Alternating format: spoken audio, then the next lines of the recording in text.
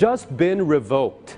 This is the current status of one KAPA Community Ministry International's entitlement to engage in business and effective immediately per directive issued by the Department of Trade and Industry in the wake of findings by the Securities and Exchange Commission of irregularities and violations in its business practices of fleecing its followers. PTV correspondent Patrick De Jesus on many members of the religious sect crying foul and belying allegations by government by fraud and financial embezzlement in this report.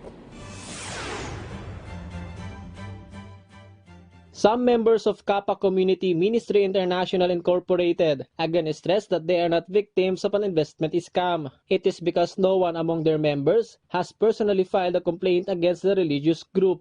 Kawawa naman po yung mga maral ng Pilipino na umaasa lang dito na minsan na makatagpo ng tama, napagbibintang ang pang-scam. But after the freezing of more than 100 million pesos worth of assets of KAPA, the Department of the Interior and Local Government or DILG directed all local government officials to revoke and cancel business permits of KAPA. The agency also encouraged LGU officials to stop granting business permits to affiliated organizations and subsidiaries of KAPA. Under the local government code, the municipal or city mayor has the authority to issue business licenses and permits, but can be cancelled if violations have been committed. But the Legal Council of Ahon sa Kahirapan Movement, an organization which consists of KAPA members, said that revocation of business permits of local branches of KAPA must be done with due process. They should issue first a notice of violation.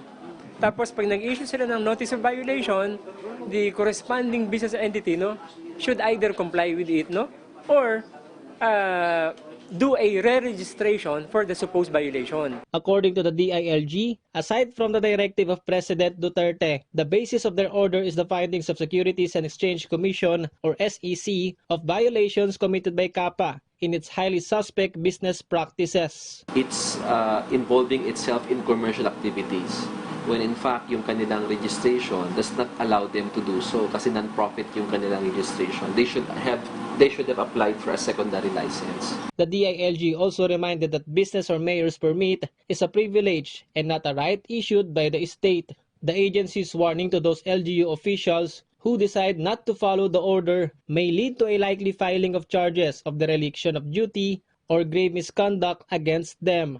Ang tungkulin ng DILG is siguraduhin na sumusunod sa batas ang ating mga local government officials. Kung hindi nila ginagawa yung kanilang tungkulin, they may be found liable for that. Patrick De Jesus for The Nation.